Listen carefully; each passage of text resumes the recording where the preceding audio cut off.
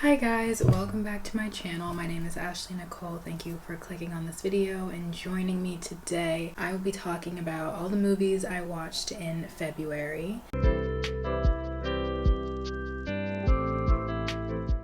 So I watch a lot of movies because I need to typically watch about 4 movies a week for my classes. For my visual storytelling, we usually have to watch 2 movies a week and do a response on them, and then for history of motion picture, we have a cinema club where we always watch a movie, and then for class, our homework is to watch like a movie a week. So a lot of movie watching I have to do for class, and then I like to have my own personal watches, of course. February 1st, I watched 2 movies. These were both for class. I watched The Conversation, and then I watched Rear Window.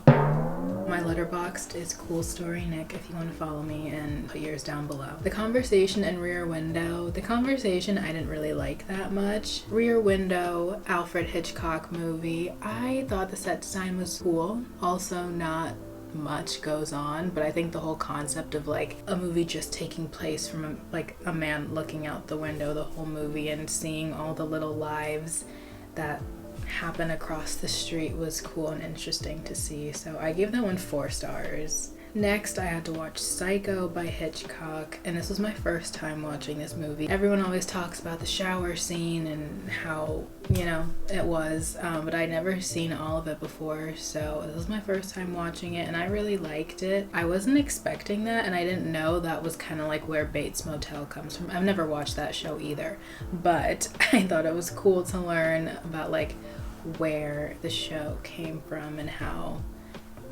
it ties into the movie, I guess. Next, I watched Tangerine. That movie was really fun. I like the way it's shot. It was, every time we talk about this movie in class, it always has to be mentioned that it was shot on iPhone 5s, and just like the colors and the music in that movie is really fun, and I was laughing a lot because like the 2 main characters' energy was just like so in sync and so funny. So I liked that movie. I gave it 3 stars. I think I gave it 3 stars because 2 white men wrote the script and they made white characters say the N-word, which I was just... But I did like the movie. Next, I watched The Last Black Man in San Francisco. This is actually on one of my class watch lists. Like, I think I have to watch it for my visual storytelling class next month. But a little bit of Monica, who I got this video idea from, she said that this was like one of her favorite movies ever. I really wanted to watch it because it just looked like a really nice, like visually appealing slow movie, I guess, just about like black men, and that's exactly what it was. The score was beautiful, just the way, like, I want to go to San Francisco so bad now, just because of like how nice and like pretty everything looked, and just the way it showed their friendship, like the 2 main protagonists' brotherhood. I gave that 4 stars, but honestly I feel like I should have given that 4.5 stars, but anyways. Next, I watched Minari for class, and I liked that movie a lot. Also visually appealing, just very it's all about family. The score was beautiful. Next, I watched You've Got Mail. I'm not gonna lie, I fell asleep while I watched this movie, and I only watched it because I had to do an assignment for my trailers and title sequences class, where we had to pick like either a trailer or a title sequence from a movie and then just explain it. And I was kind of just on YouTube, like going through this YouTube channel full of title sequences for movies, and You've Got Mail was in there, and like I just watched it and I was like, oh, this is a cool opening. So I wanted to use that, but I was like, I don't really know how to talk about it because I've never seen the movie. So then I saw the movie. I fell asleep during it, but I watched enough to be able to talk about how the title sequence incorporated how important technology was in the film and stuff. I have a clip from that in my Week in a Life vlog if you want to watch that. Next, I rewatched Parasite for Cinema Club. Love that movie. I've seen it like 4 times now, I think. Next, I watched Bicycle Thieves from my history of motion picture. It's an old film which really incorporates neorealism. A lot of the scenes in the movie, there were no actors and stuff. Personally, I didn't like it that much, but like I understand the appeal, but it really wasn't for me. Next, a personal watch. Okay, now we're getting more into my personal watches. Next I watched The Photograph because it was around Valentine's Day, and I forgot that I never watched The Photograph. Like, it came out last year, that the romance movie with Lakeith Stanfield and Issa Rae, about how she doesn't want to be like her mom who is too focused on work. I love how they edited that movie to just show like what her mom was going through as we see like what is her name in the movie? What Issa Rae is going through. I forgot her character's name. But yeah, it was a very well told story, The Photograph. I really liked it. Next, I watched Malcolm and Marie.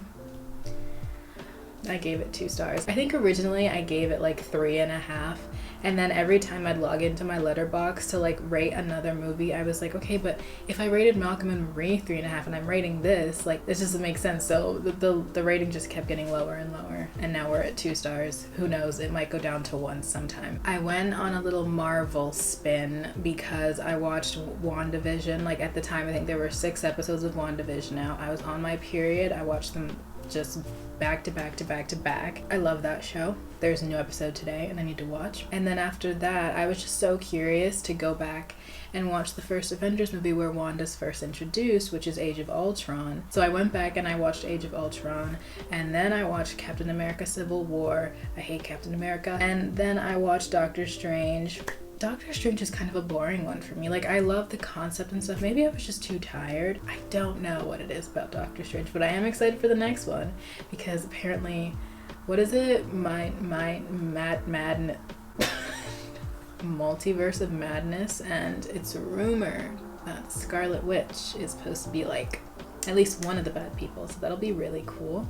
Another watch for class, Promising Young Woman. I have mixed reviews about this movie because as I was watching it, I was really enjoying it. I love so many things about the movie. I love colors, the music choices, except the romance montage to Paris Hilton, but the toxic orchestral version by Britney Spears as we go into the climax was perfect. But I just felt like towards the end of the movie there was just a lot of question marks in my head. Like, I'm not gonna spoil anything, but like Schmidt from New Girl is in it, and this is a movie that I felt should have been handled more seriously, and I just felt like they tried to make it too comedic towards the ending. I didn't like the ending at all. Next for class, I had to watch Night of the Hunter. A lot of people in my class hated this movie, which I thought was really interesting, but like, I had no issues with it.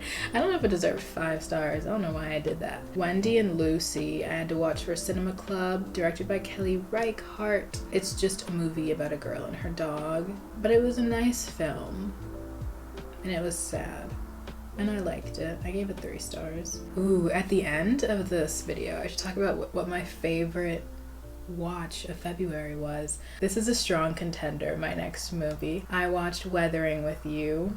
I watched this movie on the 18th of February. It is now the 26th of February, and I have listened to the soundtrack like every single day. I cried 3 times during that movie. If you've never watched Weathering with You, it's about this boy who runs away from his home, and he meets this girl who can make the sun shine. Because it rains all the time in Tokyo. It's like the weather is always terrible, and then he meets this girl and realizes that she's like a sunshine girl, and that she can like clear the weather. And at first when I watched it, I was like, I don't think the strongest point of the movie was the music. I think they were also like, it was just a really beautiful story. But then after I found myself listening to the soundtrack every single day, I was like, I think the strongest point of this movie is in fact the soundtrack by Rad Wimps, who also did Your Name, which makes sense, you know. Okay, moving on to All the Boys, Always and Forever. I did love the third one a lot. I gave it 4 stars. I cried before the opening credits. I cried. Next, I watched I, Tonya, which I don't even know why I wanted to watch it. Oh, I think I was listening to Ashley's podcast, Your Mom Ashley, when she was talking about her favorites, and she was talking about like her favorite podcasts and movies that she's watched and listened to recently, and she said I, Tonya. And she said I, Tonya and Interstellar, and I was like, I don't have the mental capacity to watch Interstellar right now, so I watched I, Tonya, which was a movie that I remember my film teacher in high school used to go off about all the time. I really liked it. Margot Robbie was so good. Like, see, Margot Robbie is an actress. Like when she, I mean, I say that and I've only seen her in like a couple things, but when she is acting, it's like you don't see her. You really just see the character. And like, I feel like there's a lot of people that their acting is like that, but there's also a lot of people that's not. But Margot Robbie is a person where it's like when she is acting, she is that person. Like she was Tanya Harding, you know? I think the only fault, and it wasn't her fault, but the fact that like at Margot Robbie's big age they had her playing this like 15-year-old, and they were like, oh well, if you just make her hair shorter, like it's fine. But I loved it. I cried. Next I watched The Girl Who Leapt Through Time. This is also one of a little bit of Monica's recommendations. I am such a fan of movies that time travel, movies that have that butterfly effect, Groundhog Day. I love them. A lot of people hate that, but it's like, it's sincerely like one of my favorite things. The Butterfly Effect, the one with Ashton Kutcher, like that's one of my favorite movies. I just love it. And this movie is like that. It's an animated movie about this girl who can in fact leap through time. I liked the beginning of it because like she would go back in time to like do karaoke for 10 hours. As she kept doing it, it kind of just became like just all about relationships and boys, which was, I mean, like I didn't mind it so much because they were a friend group and we saw like their friend dynamic from early on and throughout the film. But I don't know, like I wish there was something, is this wrong of me to say? Like I wish there was something bigger than like her personal issues. Moving on, I watched Michael Clayton for Class. I cannot say a word about that movie. I literally don't know what happened. I didn't rate it. I didn't like it. It's just there because my eyes were looking at it, but that movie just went over my head. I haven't even written my response about that movie yet for my class.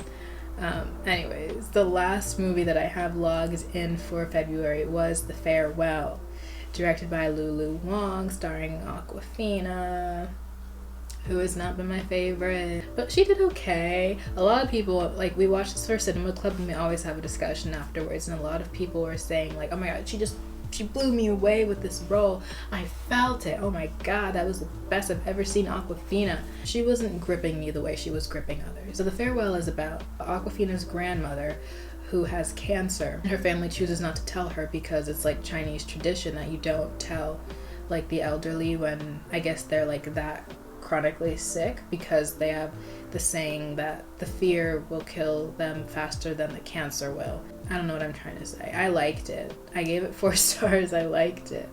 But yeah, I just wasn't gripped by Awkwafina's performance, I guess. But 4 stars. What was my favorite watch of February? Let's see. My favorite watch of February. I'm gonna have to give it to I, Tonya. Like, I love that movie. Margot Robbie, the editing, the ice skating. I laughed, I cried, I cheered. I wanted to become a figure skater. I don't know what else you can really ask for in a favorite monthly watch, you know? Anyways, thank you so much for watching my February watches. I hope you got some recommendations from this. If you want to see more movies that I watched, my Letterboxd, please put yours down below, and I'll see you in my next video.